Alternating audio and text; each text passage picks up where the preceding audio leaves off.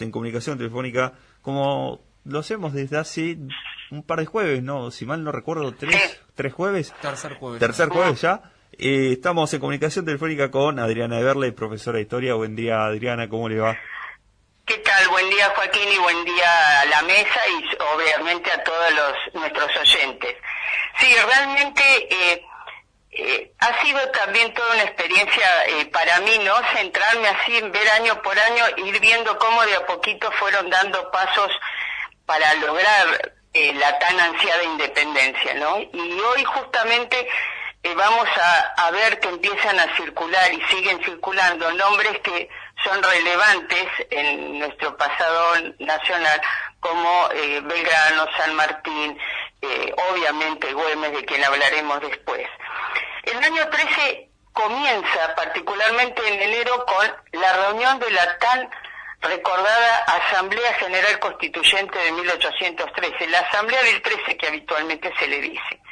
Una asamblea que por allí, al momento de su gestación, presentó algunas dificultades en el sentido de que había Buenos Aires esgrimiendo que tenía la mayor población de todo el resto, en comparación con el resto de las ciudades, se le va a permitir 4 diputados, mientras que al resto de las provincias simplemente 2 por la capital y 1 por ciudades importantes.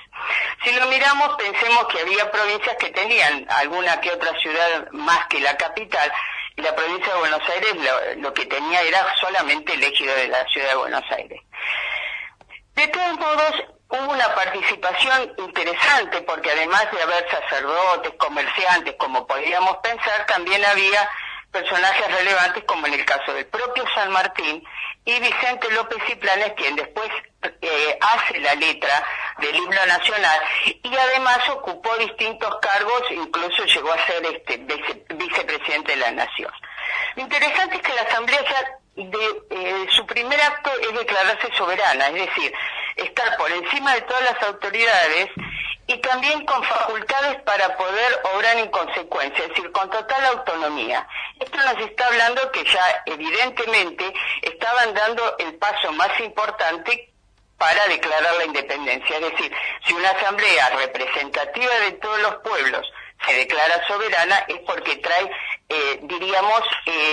un mandato muy firme, cual era declarar la independencia. Y acá está sin lugar a dudas la influencia de San Martín.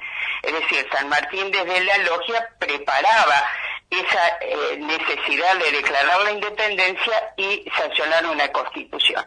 Sin embargo, con el transcurrir de las sesiones de la Asamblea, lamentablemente esta propuesta de San Martín va a ir perdiendo fuerza, va a ganar el sector de Alvear, que proponía cambios con mayor cautela, y entonces vamos a advertir que no hay ni sanción de constitución ni declaración de la independencia. Esto invalida no pensemos que invalida la Asamblea, porque evidentemente ocuparon el tiempo tomando determinado tipo de medidas, sancionando otras cuestiones que realmente nos hablan a todas luces de que había un sincero deseo por cortar lazos con España y fundamentalmente plantear un orden, una organización diferente desde lo legal, es decir, tomando distancia con lo que venía siendo la herencia española. Y fíjense si no, que a tan pocos años, 3 años de la Revolución de Mayo, la Asamblea decide crear un poder ejecutivo unipersonal, con amplias facultades, no sin detallarlas expresamente, es decir, no es que quedaba librado al azar qué atribuciones tenía el Poder Ejecutivo, que en este momento se pasa a llamar directorio. Pero lo interesante a nivel político es que se cambian, puede sonar, diríamos, simple, cambiaron el membrete en los documentos oficiales. Puede sonar simple, pero si lo ubicamos en época, lo que hicieron fue quitar la membresía del rey y reemplazarla por un membrete, un sello, aludiendo a las Provincias Unidas del Río de la Plata. Fíjense qué detalle importante. no más el sello del rey, y sí uno que alude exclusivamente a las Provincias Unidas del Río de la Plata. Evidentemente lo que están marcando acá es que el tan mentado seguimos esperando el regreso del rey deseado o el regreso del rey al trono, evidentemente aquí ya no cuenta. Es decir, fíjense cómo el sello de la monarquía desaparece, y lo vemos también en las monedas de la época, que desaparece el rostro del rey y aparece ese sol que solíamos ver en las primeras monedas de $1, recuerdan, que decía la Unión y Libertad. Bueno, ese era el emblema que eligen las provincias para poner de ahora en más en todo lo que fuera moneda emitida desde el Estado y todos los documentos oficiales. Y la Asamblea también tiene unas sugerentes medidas que tienen que ver con lo social. Recordarán la famosa libertad de vientres, la ley de libertad de vientres, que por allí de más chicos nos costaba entender qué quería decir. Es declarar la libertad de todos los niños que nacieron esclavos en el territorio nacional. Sí. Es decir, desde ese momento en adelante no iba a haber más esclavos en la medida en que a partir de los hijos nacidos en el estado de esclavitud dentro del territorio nacional no iban a ser esclavos. Y además declaran libres a todos los esclavos que fueron traídos como resultado del tráfico de personas. Este fue uno puede decir, bueno, pero ¿por qué solamente los que venían por el tráfico? Fue el acuerdo con el que tuvo que llegar con Brasil. Es decir, Brasil y Portugal se ponen firmes y dicen, con esta medida ustedes van a propiciar que los esclavos del sur de Brasil se escapen hacia las provincias argentinas y entonces allí obtengan su libertad. Entonces negocia justamente con Brasil y con Portugal esta circunstancia particular de darle la libertad solamente a aquellos esclavos que fueron traídos al territorio como objeto de tráfico. Digamos, suena terrible, pero era así, como mercancía, que tenían un determinado valor y se adquirían como cualquier otro bien. Otro dato no menor y también importante es que libera a los pueblos originarios de los servicios personales, es decir, desde los tiempos de la presencia española, del descubrimiento mismo del siglo XVI, que se hace la conquista y colonización del territorio nacional, los indios debían cada tanto tiempo cumplir de manera rotativa servicios personales, la llamada mita, yanaconazgo, reducciones, eran servicios que le prestaban a la corona. Libera a todas las personas de ese tipo de servicios, la Asamblea también. La Asamblea va a prohibir todo lo que fuera tormentos y torturas aplicados sobre supuestos delincuentes para obtener confesiones.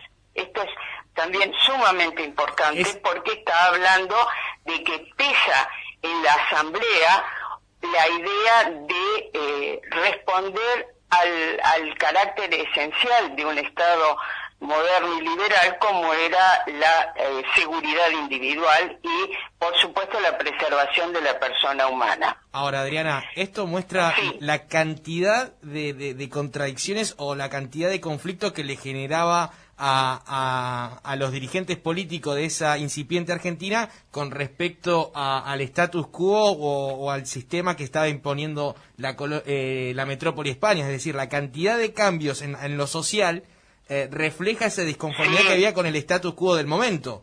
O sea, es decir... Sí, no, y además la decisión unánime de sancionar este tipo de medidas que realmente... es una revolución, prácticamente.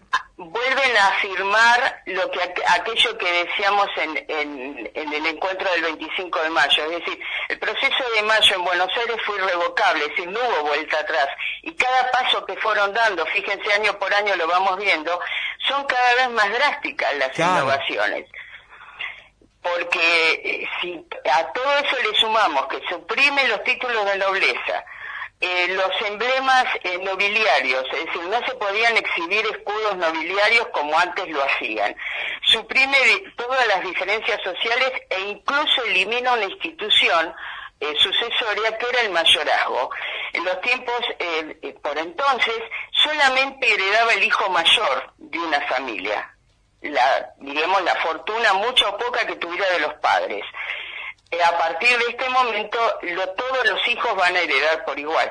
Miren cómo, es decir, está dando pasos a una sociedad mucho más llana, realmente de iguales, porque ya el hecho de que no haya ni emblemas ni escudos nobiliarios y no haya nobles, es un paso de gran avanzada para lo que eran las sociedades de la época. Y se nota demasiado en el himno nacional, que es esa asamblea del año 13 la que encarga, y ese himno nacional lo dice prácticamente en sus letras cuando dice la noble igualdad, y está hablando de una medida de la asamblea, o los laureles que pudimos conseguir, que es eso, el laurel conseguido, entiendo yo también que es esa revolución que inicia el 25 de mayo, y acá nunca se apagó cuando en América Latina tuvieron dificultades de los otros países, o sea...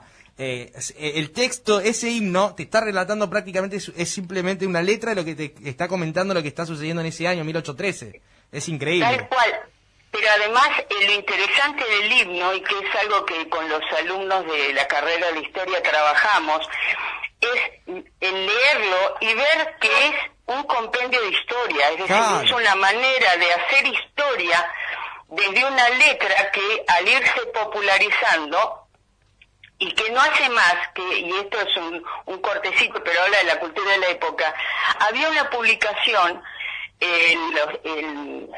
hará unos cuantos años, que hace la Academia Argentina de Letras, donde compila todos los poemas que se fueron escribiendo a partir de 1810 bajo el título de la Lira Argentina. Y es tan interesante leerlos, porque por allí, sobre todo cuando uno los lee sin espíritu, diríamos, la cuestión de la crítica estética o literaria, sino con el contenido. Y ahí vemos que hay verdaderamente difusión de ideas, una manera de guardar memoria de las cosas que pasaron desde 1810 en adelante. Claro. Realmente, lo del himno creo que es lo que cabe, y no es casual que justamente la Asamblea lo haya mencionado, es decir, lo hayan reconocido como canción patria y se haya entonado por primera vez a partir de entonces en los actos oficiales. Porque había una decidida vocación, como decíamos, a la independencia y a la Constitución, aunque no llegaron a hacerlo en este momento por temor, por cautela, porque los españoles estaban todavía muy cerca, porque era incierto el futuro del rey. Pero lo cierto es que toman medidas que son realmente un cambio totalmente drástico en relación a lo que venía siendo la presencia española. Sí. Fíjense incluso que se atreven a poner un pie en lo que es la vida de religiosa. Es decir, pensemos que en aquel momento no existían relaciones diplomáticas ni directas con la Santa Sede. Pero desde 1810 en adelante, la Junta de Mayo es la primera, y luego los distintos modelos de ejecutivo de carácter nacional que se fueron creando, ejercían el patronato, que era una institución heredada de España, es decir, la toman del propio rey de España, que era una atribución que le daba determinados privilegios a quien ejercía un poder de mando en un determinado país. En el caso del rey es el Real Patronato, en el caso a partir de la primera Junta de Mayo es el ejercicio simple del patronato, que significaba poder tomar participación en cuestiones religiosas, como por ejemplo autorizar la entrada de sacerdotes de una orden religiosa, la elección de un obispo, el dar permiso para que circulen documentos eclesiásticos.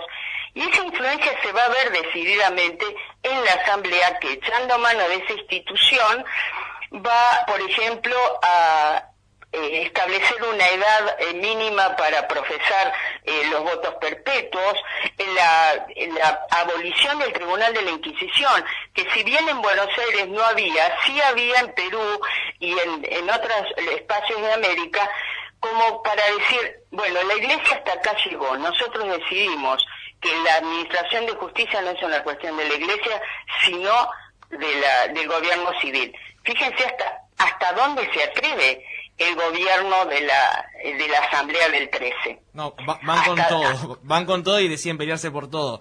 Ahora, ya en 1813, Fernando VII ya está en España, pero también así como es, la Asamblea demuestra que esto ya, lo que pasó en el 25 de mayo, es irreversible y ya queda zanjada la disputa de que vamos para una independencia, que antes era, bueno, vamos viendo, ya la del 13 no se declara la independencia por una cuestión de cómo nos organizamos, pero ya que estaba claro que queríamos ser libres. Pero también hay pasa algo raro en el 13, que es como que perdemos el norte ya, con 2 derrotas muy duras.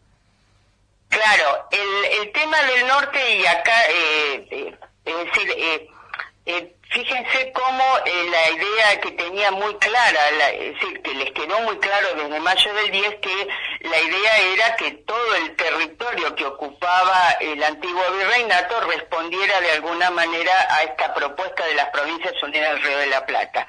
Lo interesante es ver, y comparto lo que decís, es decir, qué contradicciones que tiene, porque por un lado el avance en el norte de las tropas españolas era muy significativo, y tras que teníamos ese poco conflicto, aparece el otro conflicto que es con la banda oriental, con Uruguay, concretamente con Artigas. Sí, recordemos que no dejan participar a los representantes de Artigas en la Asamblea del año 13. Obviamente lo que aducen los miembros de la Asamblea es que no habían sido elegidos apropiadamente. En ningún momento se aclara cómo se iban a elegir, pero bueno, ellos aluden que por esa razón no los habían aceptado. En realidad lo que pasaba era que, a conciencia de todos, estos diputados de Artigas iban a integrar el grupo de San Martín e iban a presionar por la independencia. Y además traían la cuestión del federalismo, es decir, del reconocimiento a la autonomía provincial, que iba en contra de los deseos de la mayoría de la Asamblea. Por esa razón no lo dejaron entrar, y fue un conflicto que arranca en 1813 y sigue prácticamente hasta bien entrada la década del 20. Y hablamos del norte, y es inevitable justamente hoy, 17 de junio, no recordar a Martín Miguel de Güemes, de quien se cumplen hoy 200 años de su fallecimiento. Y nos ponemos de pie. Y no es, a ver, y acá yo creo que por ahí la historia del interior, todavía yo creo que se le debe un espacio a la historia del interior, porque realmente cuando uno se pone a pensar en un personaje así como Güemes, que era contemporáneo de San Martín y de Belgrano en edad, que entró al ejército español con 14 años acá en nuestro país, participó de las invasiones inglesas porque habían enviado regimientos del norte a Buenos Aires. Él regresa a Salta y inmediatamente noticiado de lo que había pasado el 25 de mayo, se pone al servicio de la causa de la revolución, cortando las comunicaciones entre las provincias y lo que era el virreinato del Perú. Y así comenzó a ganar no solamente un prestigio militar que ya tenía, sino un ascendiente particular en lo que era el pueblo de Salta. Y si bien tenemos duras derrotas, como el caso de Huaki, luego la llegada de Belgrano en el 12, cuando aparece San Martín en el ejército del norte, lo interesante es cómo él logra en 1815 ser elegido gobernador por el Cabildo de Salta. A partir de aquí, fíjense cómo ya hay de paso un respeto, en cierto modo, a la autonomía provincial, es decir, no es un gobernador que nombró Buenos Aires, claro, sino que lo eligieron los propios salteños. Y lo interesante es cómo él se va granjeando el favor de los salteños. ¿En qué sentido?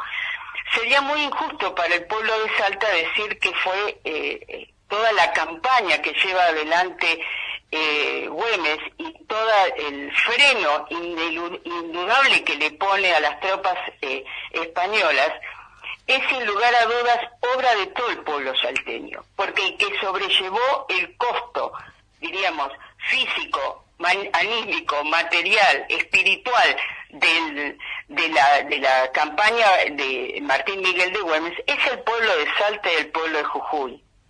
Es decir, Buenos Aires no enviaba recursos y a duras penas San Martín desde Cuyo le hizo llegar algunos recursos a Güemes, pero lo cierto es que es todo obra del sacrificio del pueblo de Salta. Y creo que hoy la mejor manera de recordarlo a Güemes es pensando en el heroísmo de ese pueblo anónimo de Salta y de Jujuy, porque eran las dos provincias, estaban integradas por entonces, que pusieron lo que tenían y lo que no tenían para poder defender la ciudad y sobre todo los límites de lo que era el avance español. Piensen que luego va a ser justamente reconocido en mayo del 17, todavía en vida obviamente, como defensor heroico de Salta, tanto Güemes como todo su ejército. Y yo haría extensivo ese calificativo a todo el pueblo salteño. Es decir, porque a veces cuando hablamos de la guerra de la independencia nos olvidamos de este protagonista anónimo que era el pueblo que no dejó de pagar impuestos, el pueblo que la siguió peleando desde lo económico, desde el problema económico que significó cortar los canales habituales de comercio, y el haber sostenido a como diera lugar la presencia nacional, diríamos, sin equivocarnos, en la frontera norte, frenando el avance de los españoles. Y lo más, quizá más interesante, y con esto vamos cerrando, la ciudad de Salta, en 1821, vuelve a sufrir un nuevo sitio por parte de los españoles. Es decir, el sitio consistía en bloquear la ciudad, nadie entraba, nadie salía, y así, diríamos, por desgaste, lograban que se rindiera la ciudad. Lejos de eso, parte del ejército de Güemes y el mismo Güemes logran escapar al sitio, y en ese momento del escape es herido Güemes, y el 17, justamente 10 días después, fallece luego de recorrer distintos lugares escapando de los españoles, muere Güemes. Lo interesante es, fíjense, yo a veces digo que la historia hay que verla también no por casualidades, no solamente por las causas, sino por las circunstancias que acontecen, ¿no? El resto del ejército de Güemes, luego del fallecimiento de su líder, vuelve a Salta, la ciudad, expulsa a todos los españoles, del ejército español que allí estaban asentados, y nunca más la ciudad de Salta volvió a sufrir un sitio. No volvieron más los españoles. Entonces, esas cosas son las que nos hacen pensar que, bueno, el ejemplo mueve más que las palabras, y que evidentemente el hacer de Güemes fue superando y contagiando, es decir, superando los miedos y contagiando a que el mismo pueblo le respondiera con tanta generosidad. No por algo hoy se lo sigue recordando, y creo que es justo que así sea, porque podemos decir que esta época sin lugar a dudas está asignada por la perspectiva de San Martín, el deseo de Belgrano siempre ubicado y mesurado, y en manos a la obra de Güemes. Bien, Adriana, te agradecemos nuevamente por esta clase de historia que nos estás dando todos los jueves, y bueno, retomaremos el jueves que viene con 1814. 1814, que acá vienen ya serios conflictos interpersonales, pero bueno, no anticipemos lo que vamos a conversar tranquilamente el próximo jueves, y además mencionar algunas cositas que quedaron pendientes de la Asamblea, que hacen también a ir preparando cada vez más, y estamos bien cerca ya del 9 de julio. Muchas gracias a todos y seguimos en contacto.